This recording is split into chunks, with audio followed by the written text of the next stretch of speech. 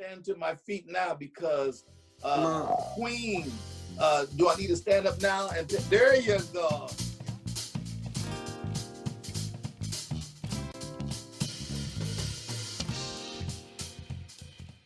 Good afternoon. Good afternoon. How are you, sir? I'm good. How are you doing? I am well. I'm excited for this next week, or I should say this week in this episode of Chatting with the Clays. Good to see you. Enjoyed the service as always. I want to pick your brain a little bit. Oh. Now, well, what'd you say? If there's anything left, you can pick and see what you can recover. Well, go light on me. Go light on. Right. So we know where we are. We are looking at November 15th, and we have constant reminders around us of the pandemic. We are on the backside of a presidential election, and there's still pieces that are being finalized connected to that. But largely, if you really want to sort of throw some interesting in the mix, we have 1 month left in 2020. I know. Isn't that crazy? Yes. And I was thinking about that. Mm-hmm. Yes, sir. And as we're broaching the end of this year, we know the holiday season is around the corner, and then New Year's is around the corner. And with New Year's coming and December 31st coming, we enter the cycle that we typically are closing out reflections on the year. Hey, Ma. Hello, how are you? I'm good. How are you? I'm sorry, I had to put something on my stomach real quick. That's quite all right. So as we close 1 year and we look at another year coming, we enter the custom of reflection. We're closing 2020, we're entering 2021. Mm-hmm. And funny, in our times, we look at January 1st to be the beginning of a cycle or even the beginning of a season.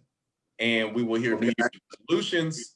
We will make New Year's resolutions, and it might feel kind of soon, but we're just a month away from all of that. So for today's episode, I wanted to broach a very, very interesting topic, I feel, and I hope it's helpful to the viewers.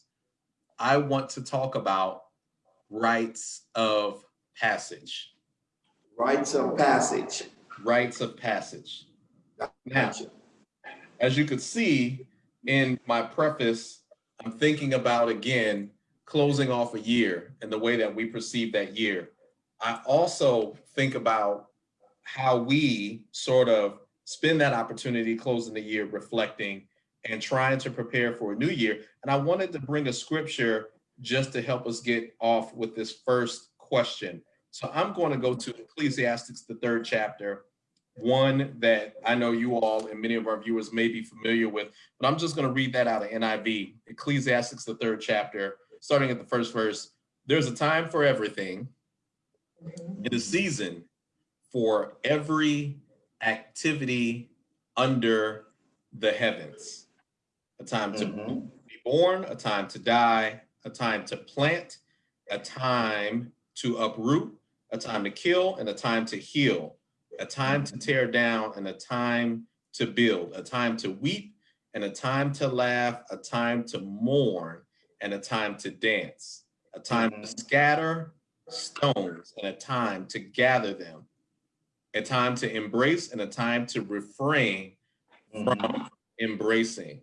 Isn't that interesting? Verse 5 there, a time to embrace and a time to refrain from embracing, a time to search and a time to give up, a time to keep and a time to throw away, a time to tear and a time to mend, a time to be silent and a time to speak, a time to love and a time to hate, a time for war and a time for peace. So that was Ecclesiastes, the 3rd chapter, the 1st through the 8th verse. And I know that may not be completely unfamiliar to most, but to some maybe. And I just want to spend some time walking through that as we talk about rites of passage. So as we're closing out a year and we're embarking upon a new year, as we are now almost having a full calendar year in a pandemic, we are in many ways talking about seasons.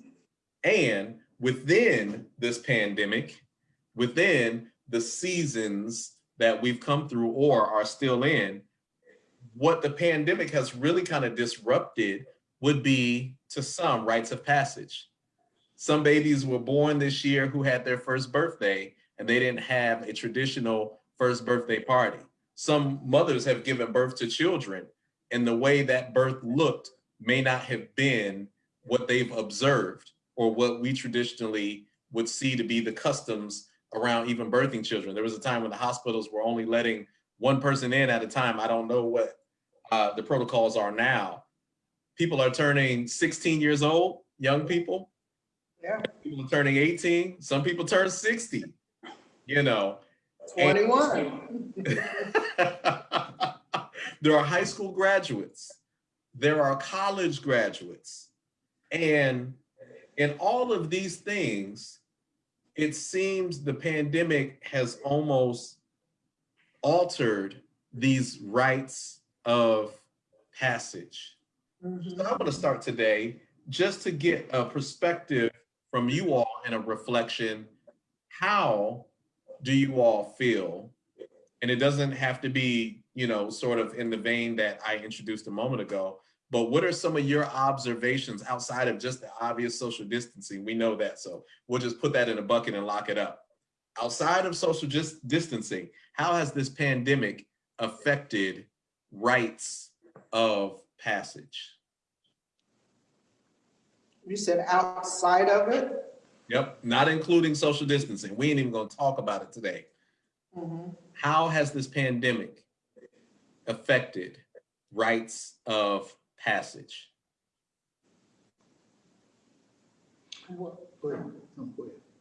Not being able to gather. I don't know if that's, you're saying. Yep. We're gonna throw that one out. We got to throw that out. Okay. So you're saying. You think outside of the norm. You think outside the what is you view as a norm. Yeah, Go ahead, because man. you're. Mm-hmm. Oh, well, I was thinking about when you said that, the rite of passage is for those that have the intellect to understand that. Those that did not have it, it didn't faze them. We only respond to what our intellect is aware of. Mm-hmm. If you don't know about a thing, it doesn't faze you. Yeah. Because what you do is, which all of us, we are a project of our environment. So since we've had to shift and change the norm, children, and this is so powerful that, and the Lord said, well, okay, put a pin in it. Children only respond to what they see us do. Mm-hmm. The Lord said, except we become as little children, none of us can see, you know, the things of God are making the heavens. So now, the rite of passage has been established by somebody in a particular time. It's handed down. In other words, these are the things that happen at any certain stage of your life or stage of life. So when that has changed, which is changed for us that understand the rite of passage, it just adjusts itself. Every modern equipment that we know today has a reset button. Homes, if if power knocks out our home, some of us have generators that when they sense that, it kicks in and it shares its power with the home, which is not the norm of how the home is structured, because it comes directly from the power line.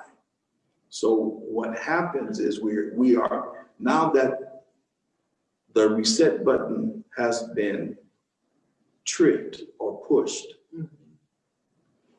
we are still going about our business, whether it's limited, it may not be on the full scale, but we're yet doing what we normally do. We're not locked down. Let me go to something you said, right? And I'm only interrupting because I want to really unpack it a little bit, because that's really interesting. When you talked about, and you're right, we, as the point you left off with, we're continuing to a certain extent and to a certain degree, you know, what we value and what we depend on, and therefore need to continue. Either we value it and we want to continue it, or we truly depend on it and we want to continue it. And for the most part, we do that to the limited extent we can, right? But, and that connects to the rites of passage. But as you said, the rites of passage are about significance, essentially. And if someone doesn't tell you or demonstrate to you the significance, then it's not necessarily a rite of passage to you, right? Correct. Cultures all across the country, all across the world, ethnicities, languages that impact how happy birthday is sang. There are calendars that vary between cultures and nationalities. And to the point that you made, if someone doesn't explain and then demonstrate to you what a rite of passage is, and you don't have the significance or even the awareness to look for it, then you're not missing anything. So as you said with children, someone has to say, turning 16 means this. Graduating from high school means this. Graduating from college means this. Getting a driver's license isn't just driving a car, it means something. So what I want to turn back to you as a question, as I heard that embedded, and I see you nodding, so I hear that being part of the thinking that you introduced there. Have rites of passage changed as a result of the pandemic? You want to pick it up? I can answer. I can go on with it. Well, I think the display, because I think I'm stuck at what a rite of passage really is. A rite of passage is for the most part, a public display. Okay. Because each rite of passage is celebrated with, again, like I said, with people gathering and something being, for the most part, performed, except for, I think it's a public display of things, you know, of you being promoted from one aspect of your life to the other. Mm-hmm. So it's most of the time it's a celebratory thing. It's really a public display. But if someone doesn't explain to you, this is what it's for, you know, this is what we're celebrating, you won't know it. So again, I think the way it has changed right now during the pandemic, I think it's bringing us again to a more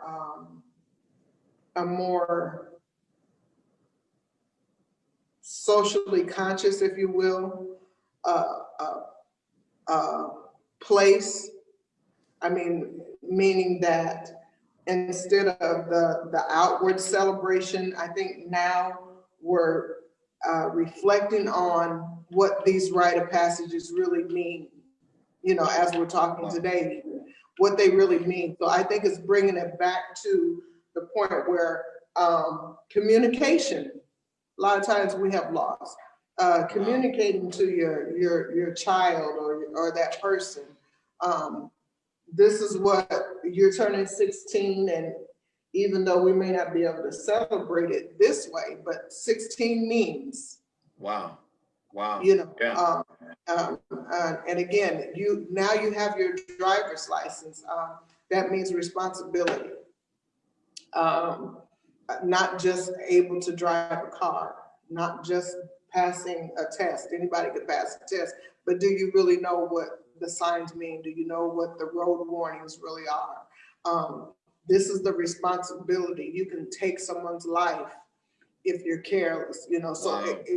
it comes back to now we're communicating again, whereas we used to just, again, act it out. It's their sweet 16 birthday, we're just gonna have the party, but we didn't really give them the responsibility that goes with it. Wait a minute now. So let me ask a question from what Mom was saying, because I don't want to lose track of that, because there was a lot in that response too. Well, that's what I was gonna I don't want to lose track, Dad. You gotta let me go. You gotta let me go. I don't want to lose track. Go ahead. Y'all go so fast on me.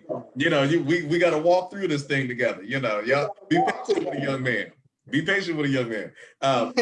So, Mom, what you essentially actually put on the table was, in fact, a question, because we cannot universally assume that we have explained the significance. You talked about the reflection and the communication as modes of conveying the significance of a rite of passage, as opposed to the celebration. And what comes to my mind, the obvious question is, have we truly kept up the culture of passing on rites and recognizing rites of passages, or have we been celebrating, right? Because the celebration without the communication and the reflection is just a celebration. So in some ways, maybe for the first time ever, for certain families and individuals, these rites of passage have been recognized, because maybe we've had sweet 16 birthdays in our family, and we're just using that as an example. Maybe we have, our customs, whether formal or informal, around people turning 18 or going to kindergarten for the first time. But maybe we didn't take the time to explain it. And now that the dimensions of the celebration have been stripped down, now we're forced to say, well, because we can't do this, let me make sure you understand the significance so you don't feel like it's unappreciated or unacknowledged. Exactly. And now, in the absence of the celebration, we actually get back to explaining and recognizing and having the conversation and the reflection around the actual rite of passage versus just throwing a party. Those are two different things. So maybe for some, they feel like they've missed the rites of passage. And then maybe for some, they're actually having them in their families, in their households, in their groups, their social groups for the very first time. And the pandemic brought about a true recognition of a rite of passage, because it robbed us of the ability to party. Well, I know some people still party and they don't care, but for the most part, go ahead, Dad. On the same, typing on the same typewriter. What's a typewriter?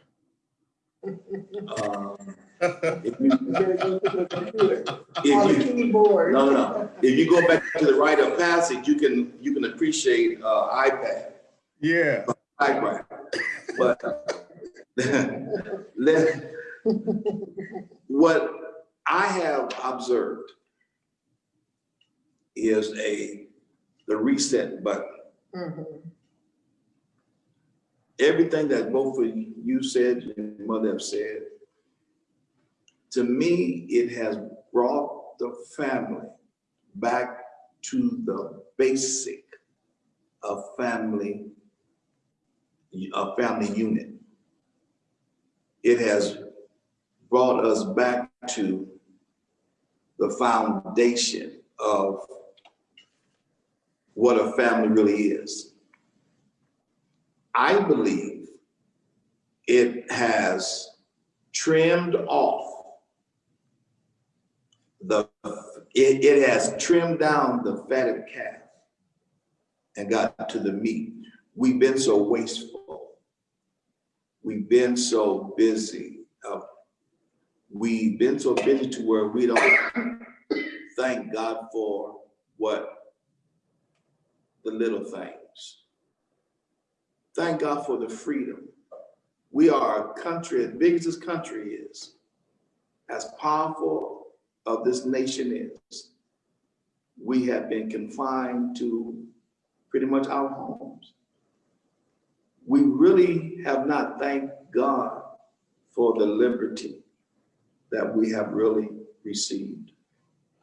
I believe that has given us a time to go back and say, this is why we celebrate birthdays. This is why we celebrate one another. This is why we really don't wait for a certain season to celebrate in Christendom the life of Christ. Celebrate relationship. We celebrate friendship. This is why we really pick up a phone. I'm sorry. We text somebody and says, you know what? I thought about you and how you doing, communicating. This is the time when we come back at a dinner table and everybody sits around the dinner table instead of taking the food and going to different parts of the house. We've been able to come back and look at the basic things. Do you not know that? And I'll pass this on to your mother. All of the closets that you may have, all of the suits, the shoes, all of those things, some of the clothes you haven't put on since the pandemic done hit. Do you really need 85 dresses? Do you really need? I don't personally. I don't either, but do you need 47 suits? Jack, do you need over 135 ties? I believe the reset button and the rite of passage, I think, first of all, God is so awesome that he has paused the whole world. Mm-hmm. One portion of the nation during this pandemic, they have not saw blue skies for years because of the pollution. But when this pandemic hit, no cars was moving. And at a part of the country, they were able to see God's sky. For all the pollution, they couldn't see it because the car. During this pandemic, it's small left. Yeah. But and let me also make sure, because you know me, I'm always thinking about the range of folks who are on this earth in this world. While you talk about a reset button, some systems were never set in the beginning. The setting was off from the very beginning. Everyone doesn't come and start with the same foundation. And hitting the reset button actually still brings some systems back to a faulty start because that foundation was never there. So as you pointed out, there are families that never, have sat across the dinner table from one another. Right. They don't know what that's like. They don't know what that's like, to have a conversation looking one another eye to eye. They don't know what it's like to have a birthday cake and candles and folks singing, to that point. And I hear you issuing, and I pick it up. I hear you issuing both a cry to those of us that have been calibrated to that kind of setting of significance and communication and earnesty and genuine love and the oral history tradition, if you will. This is where you come from. This is what this means. This is who you are. This is who you can be if you want to. And this is where you're headed. And then also for those who maybe now have the opportunity to engraft that into the culture of who they are as individuals and into the culture of their family. God has presented all of us, with that opportunity to go back now and say, as opposed to focusing with a deficit mindset and focused on what we don't have and how it's different, then we can say, well, let's do something we've never done before. Right. Son, daughter, how does it feel to cross this threshold? What does that mean to you? Have you thought about what this means? Who are you looking to become? How does this transition get you closer? Or if you feel further away, how can we get back on track? I would argue that it would be a beautiful thing to have that conversation on a birthday milestone. I would argue that when you're unable to sit down and be surrounded with all the family and friends, or go out to the bars and clubs to hit that 30, 40, 50, 60, to be able to sit back and say, if not a single person calls, has my time on this earth been significant? Have I maximized the talents and the fruit that God has really put in me in seeding? Has that fruit come to pass? I would argue that that would be a birthday gift all in itself, because if we just kept the party going, we never would have taken that moment, for some of us, to really go through that reflection and introspection. So this really, brings about, and this was only one layer I wanted to touch today, but this really brings about a moment of reflection for all of us as it relates to rites of passage. Are we really missing something? And then the question to bake the noodle, is the thing we're missing what we think we're missing? Right. Mm-hmm. Because we might feel like we're missing the party. We might feel like we're missing the things that might be restricted by social distancing and the different laws and regulations that are governing what we do from state to state. We might think that's the thing that we're missing. But if we really sit quiet. But you can only miss something that you're familiar with. You might think. Right, the thinking, yeah, but if it was never introduced. Case in point, when I met your mother and her family, it was really interesting. Talk about it. I, not only her immediate family, her siblings, but her great aunts that I was so privileged in meeting. I never met any greats at all. Mm-hmm. But to have living a great aunt, I was like, wow, that's unbelievable. I can't say I missed it because I would never been a part of it to miss. But then to understand how you can have laughter without lying, that was powerful to me. Wow. Dan pointed to you like you knew the next thing he was gonna say. Like, right. Okay. So let me take it a step further. As much as we can, yeah, I'm telling you, I couldn't be over there. I'm telling you right now, Mom, Dad, he finishes pointing at you. It's like, what do you want me to do? I'm dead. But, I'm glad you were introduced to that. I'm telling you. But so let's take the story further. As believers, what are some of the rites of passage that we should be looking forward to and celebrating? So now I'm moving away from just the human experience, right? I'm not focusing on all those milestones that we talk about connected to the human experience, but there are rites of passage as a believer.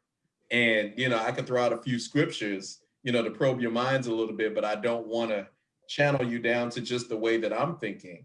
I think it might be significant. And again, thinking about a population similar to what we talked about a moment ago, Maybe the factory settings were a little bit different in my life, in the family I grew up in the culture and the parents or whoever those loved ones are that helped to rear me. Maybe my factory settings were a little bit different than your factory settings. So let's try to whittle it down and build that conversation up.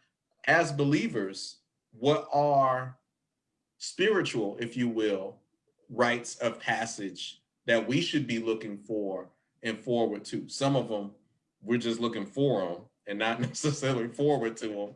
And then some of them are certainly things we look forward to. But let me just open that up to you all's feedback and input. Spiritually. But can I say one thing before we move there? As you were talking before, and you were talking about the things that you would argue, but I would, as you were saying that, my mind was going to just around this community, how I have seen, you know, the news and the stats have said, you know, divorce rates have been high during this time. But I would argue that I have seen more families walking the neighborhoods together. And that whether they're married or boyfriend, girlfriend, whatever, but I've seen man, woman, and children riding their bikes together as a family, walking the dog together as a family. I have seen so much of that, more than I've seen in the last 30 years, I would say. Wow. Yeah. So, you know, again, I think the pandemic, everything has not been lost through this, and those important things have been gained. Now, fast forwarding onto your last segment where you opened up, some of the spiritual rites of passage. Are you meaning, you know, like when we have our children, how we have the dedication, the christening? In any of the above, I giving our children, you view those. Yes, and giving, you know, in Christendom, we christen our children, but again, it's not the ceremony that makes them christened, and christened meaning that we have given them back to God, you know, and we're asking God to receive our children back, to, you know, look over their lives. And some people say they're asking God to give their child an angel to see about their child, however you want to put it. But christening for us means we're dedicating our child back to God. Just knowing the significance of that, since we're in the pandemic and we can't gather together in the church, and that new mother that just had their child, and she is a Christian, how is she giving her child back to the Lord? Is she still christening during this time? You know, it's what's in here, you know. If I'm not able to get to a building, if I'm not able to get to a pastor or a priest or whatever, will I still give my child back to the Lord now, or will I wait until the opportune time? You know, are we still praying over our children like we would? You know, we know another Christian rite of passage is baptism. Right. Let me put a point of emphasis to your point. And a lot of people, I think that's something that's lost in translation. Christening, CHRISTEN. Yes. Not the same as we derive Christian, right? Right. It's the Christen, which is, and again, pronunciation with the RISTEN. It is that dedication piece of it. And we could spend an episode unpacking what it means to dedicate your child back to God, because we sometimes use jargon and terminology, and there's not necessarily the comprehension of the meaning there, you know, or the attempt. to actually explain the meaning. But that dedicating of a child back to God, like you pointed out, is certainly a rite of passage with great significance, because it's the act of dedicating. It is the parents making a covenant, not the parents making an agreement with God for that child to be a Christian, right? I-A-N, R-I-S-T-I-A-N.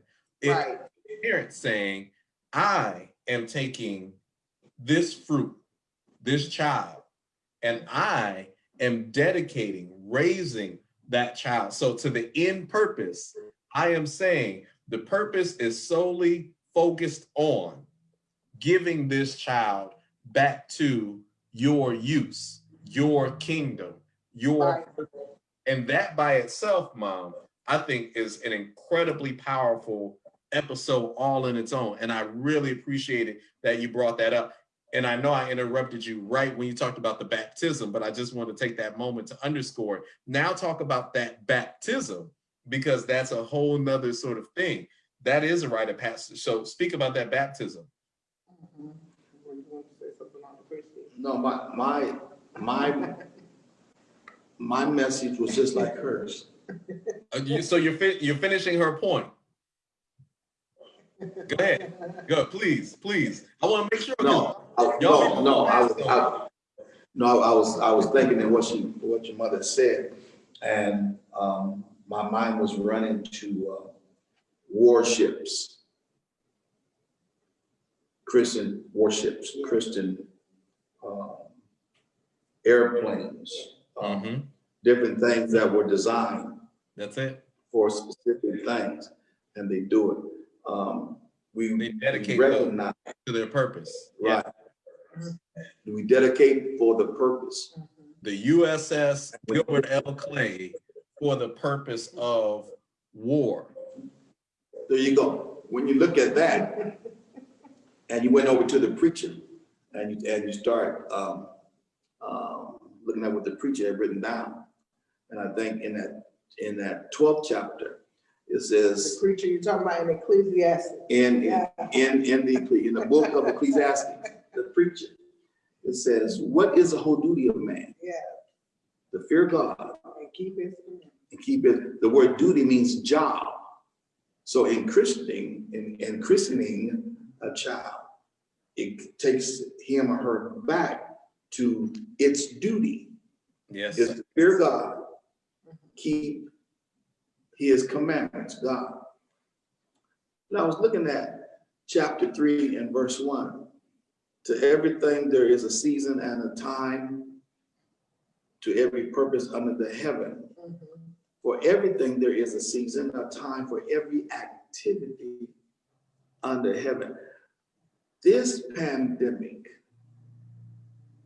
if we could talk to those that lived through the 1918 Spanish flu and talk to them, what happened when you were in quarantine? What happened during your time? What did you do? It says we've been here before. You and I have not. Right. But it's happened before. There is nothing new under the heaven. Yes, sir. Yes. Since it's not new under the heaven, and because there's nothing new under the heaven, but to us, it's new. It's brand new. Because we have not went through this passage before. So when you talk about going through a passage, in other words, some have cut a path for themselves to go. Others, a path has already been made for you to travel in. So if the passage has already been laid out, then we are taught or trained to go down this route. But if it has not been cut out, you have to cut your own path and make your own way.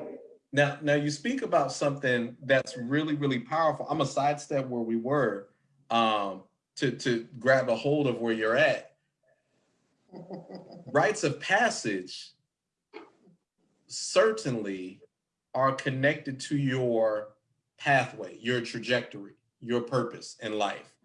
When Stephen was stoned, he was fairly young. I don't know if Stephen had great-grandchildren at the time that he was stoned. And you could argue that a rite of passage is for everyone to be able to bounce. You're talking about Stephen the evangelist? Okay. Say it again. Say it again. No, you're talking about Stephen the evangelist. Yes. That's what you're talking about. So when Stephen was stoned, that's what your mother said. That. Yeah, I'm sorry. It froze up for a second. I know we got some crazy weather going on. Maybe you all do as well.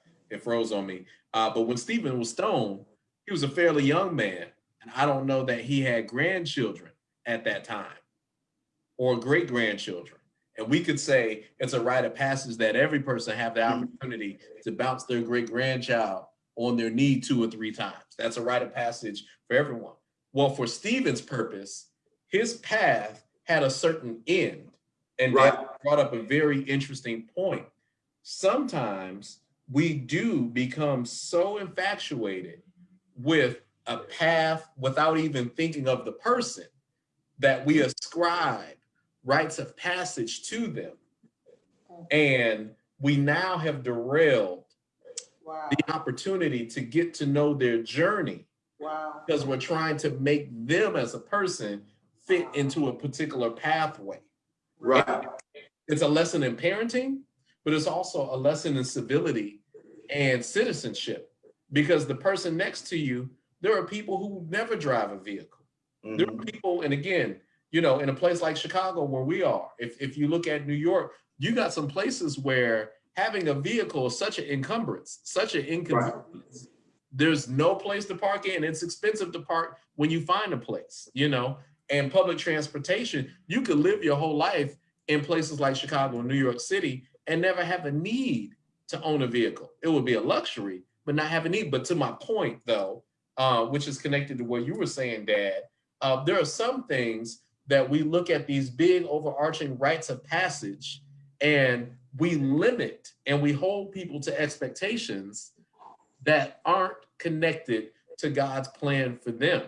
And that's the interesting thing about rites of passage. We got to be careful not to say for everyone, these are the things you absolutely have to hit, and you have to hit these things in this order. And if you don't hit these things in this order, then you're weird or you're abnormal or you're not living under the plan of God because you're not in sync with a cadence that maybe the majority, you know, would be. I can't wear your armor.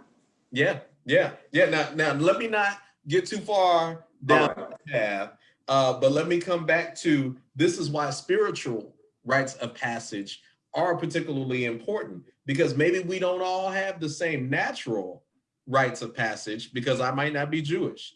I might not, you know, be of another ethnicity and have a quinceañera, you know. I may not have to go through, you know, the processes, you know, related to understanding the Torah.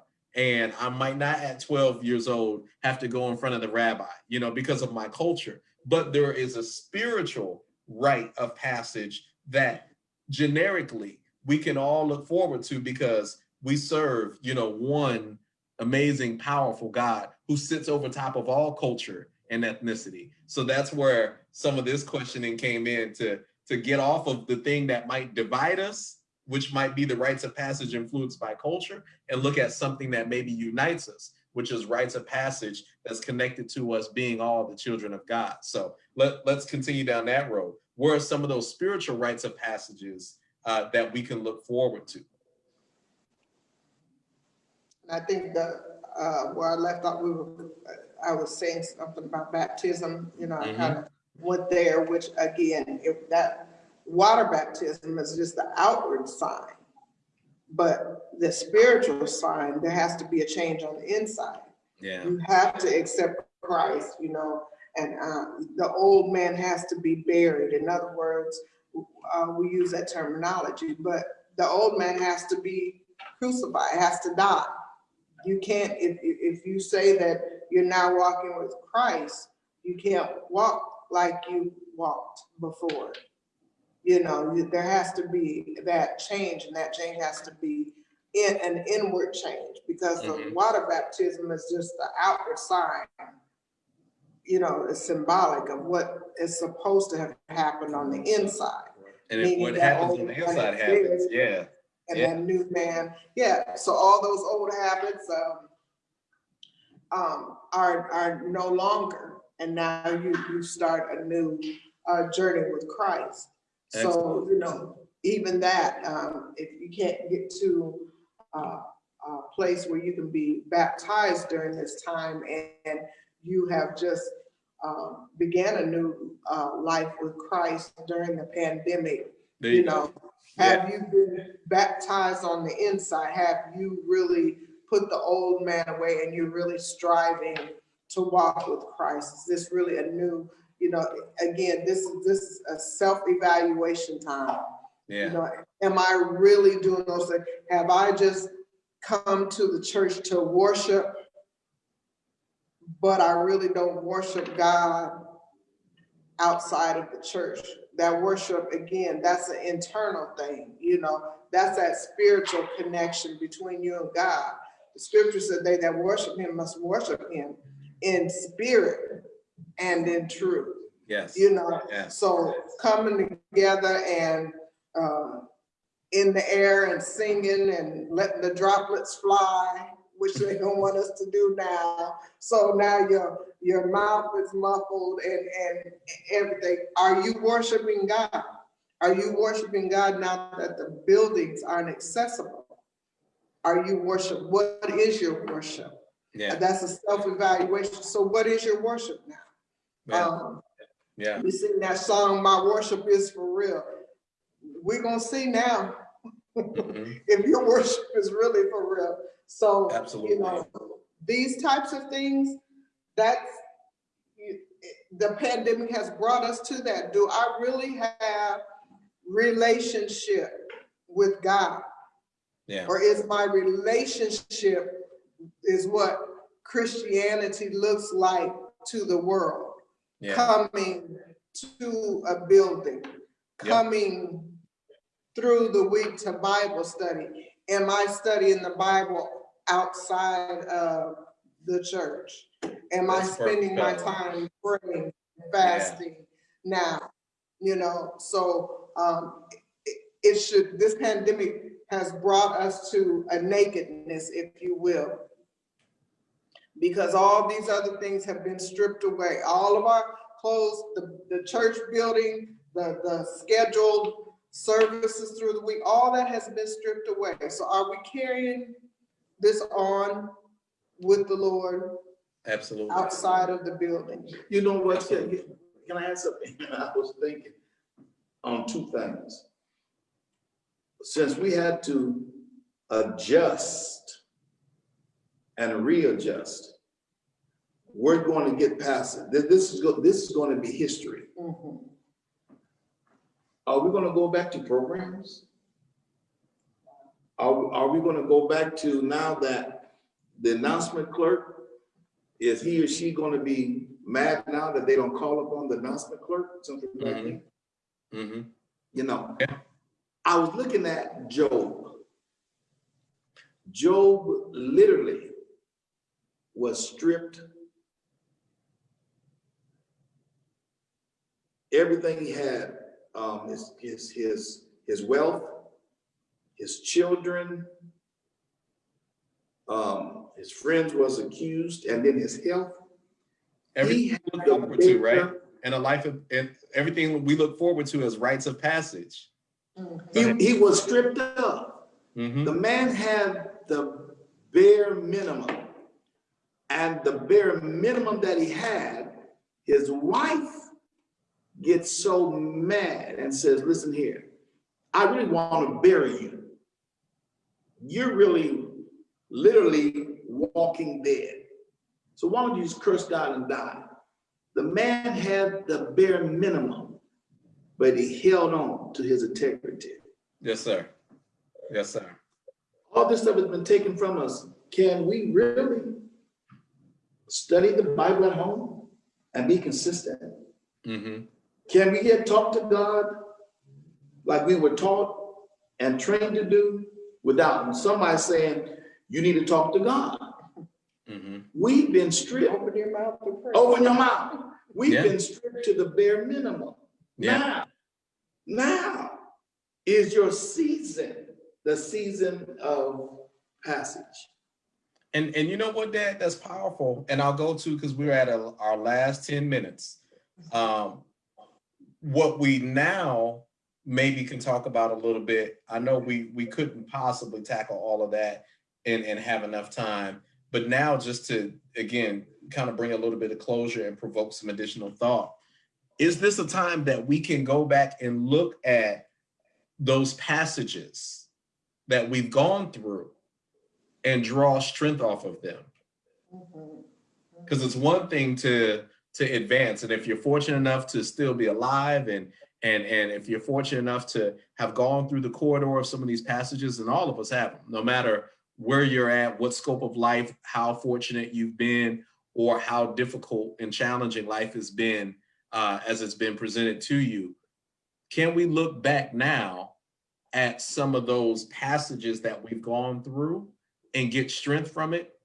Can we look back? Because just as you mentioned with Job, all those rites of passages that he's gone through, elementary school, middle school, high school, permit, driver's license, wedding, maybe he went to college, maybe he got professional training, maybe he was promoted on his job, maybe he went from entry level to supervisor, the first time he bought an apartment, first time he bought a house, first time he got cattle that he owned and he wasn't leasing. I'm trying to work this out. First time he had two. First time You're working it out. You know, first time his cattle gave birth to an offspring, the first offspring and livestock that was born on his land when he was renting one before. And then he got two, and then they reproduced. And then there was the first firstling born on his plot of land. You know, all of these rites of passage that we've gone through. And again, we could focus now and look and say, this is a year where it's all been taken away. Well, I would argue, and this is why I turned it to you all for response reaction, and hopefully I provoked you a little bit. I would argue that the point of a rite of passage isn't just to go through it, it's to build on it. And out of everything that we've been through, are we at the point in life that we're actually standing on the foundation of all of those passages? Or what was the point? So being at that point in the conversation, what are some of the things, the two of you all, going through your own rites of passage, what are the things that you can look back on in a moment like this and get strength? So you didn't just pass through it, you learned something and acquired and built on it. What are some of those things that you've learned and acquired and built on that you can look back on now and I'm gonna make strength? I'll make one, and then I'm gonna pass it to your mother. I can look back and tell Satan from Job 2 and 4. He tells God, he said, listen, the only reason why Clay is serving you because you've been good to him, you know, but you take everything from him. He'll curse you to your face. Why? Because skin for skin. A man would do anything just to save his life. I can look back now and say, Satan, you are alive. The destructive pattern that we see is always has came from the adversary, attack on mankind.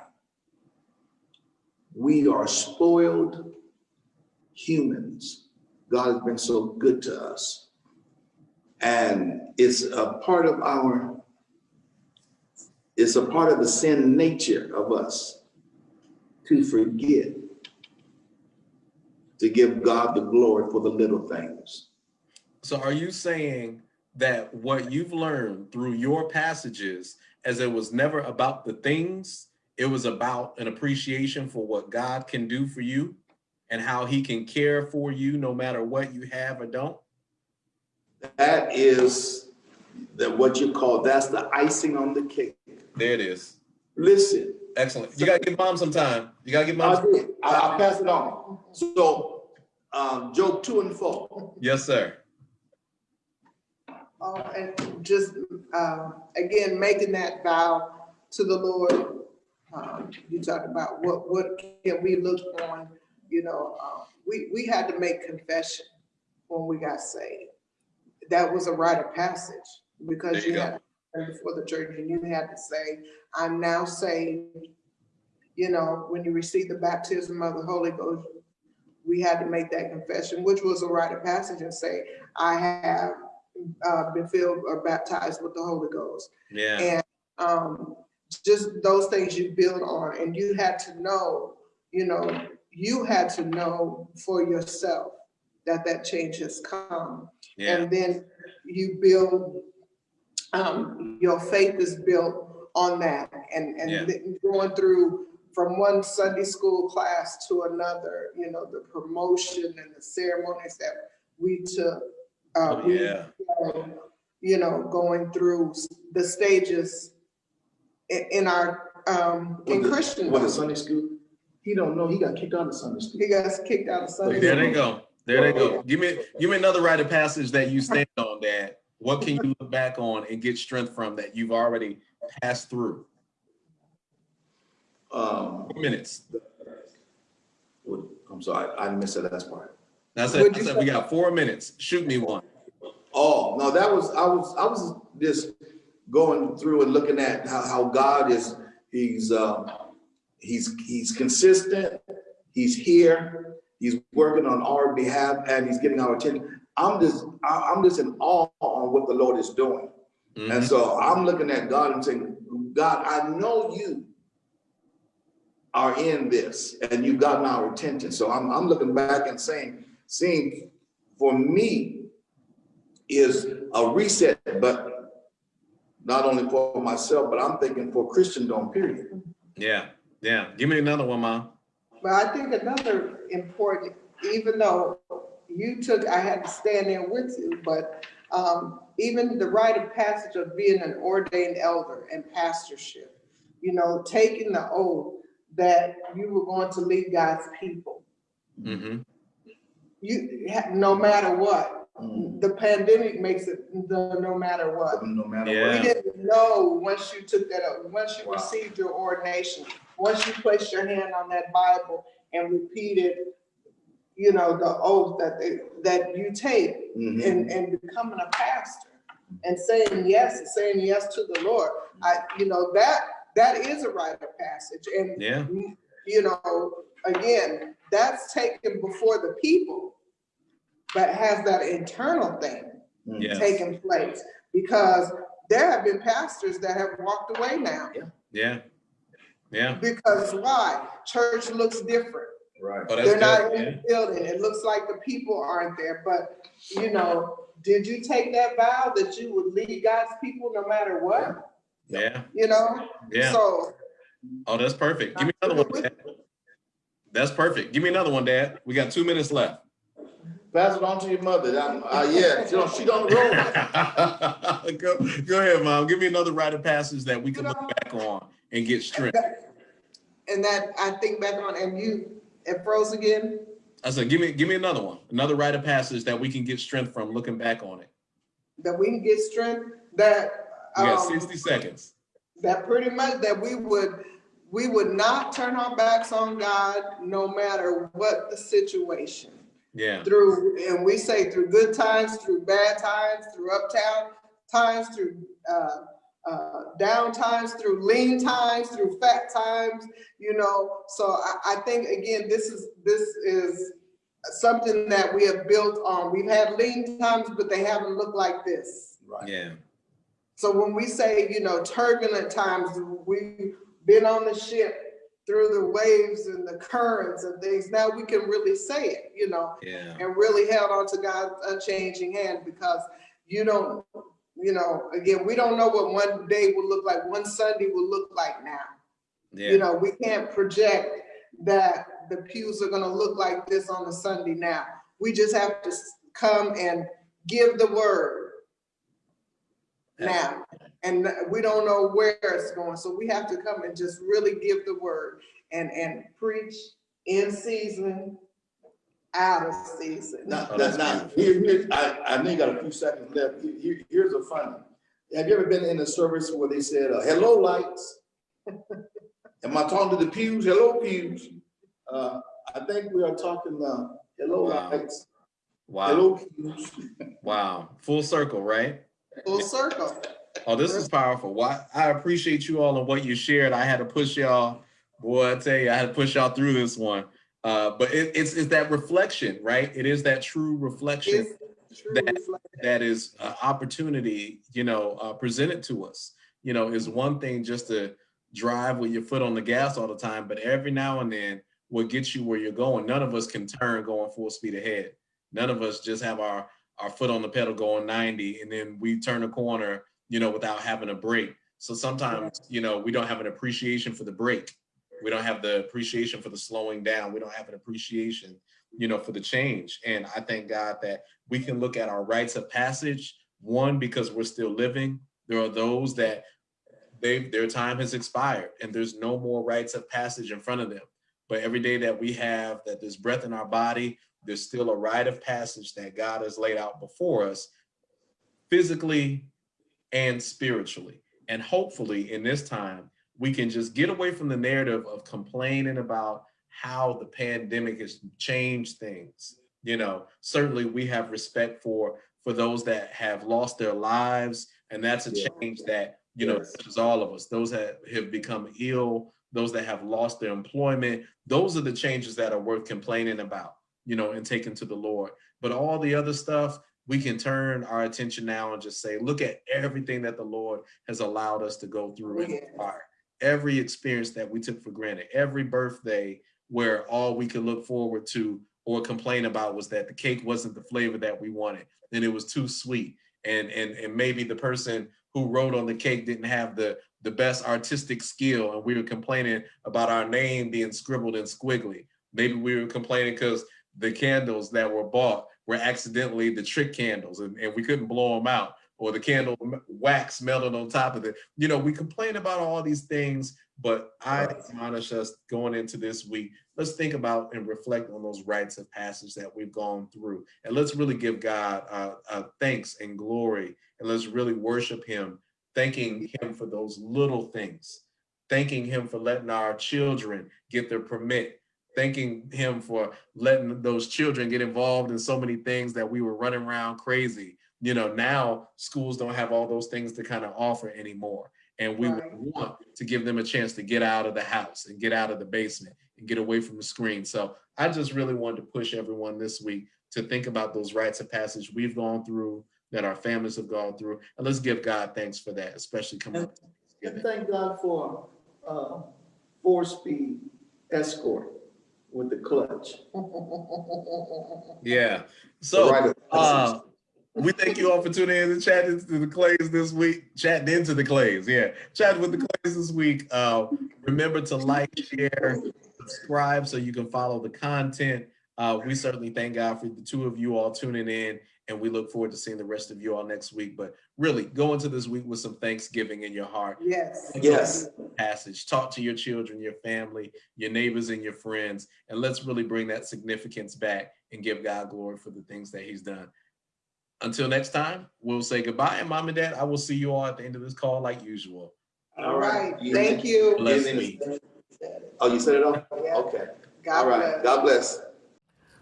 My brothers and sisters, I pray that this was a blessing unto you. First Lady Clay, would you like to say anything?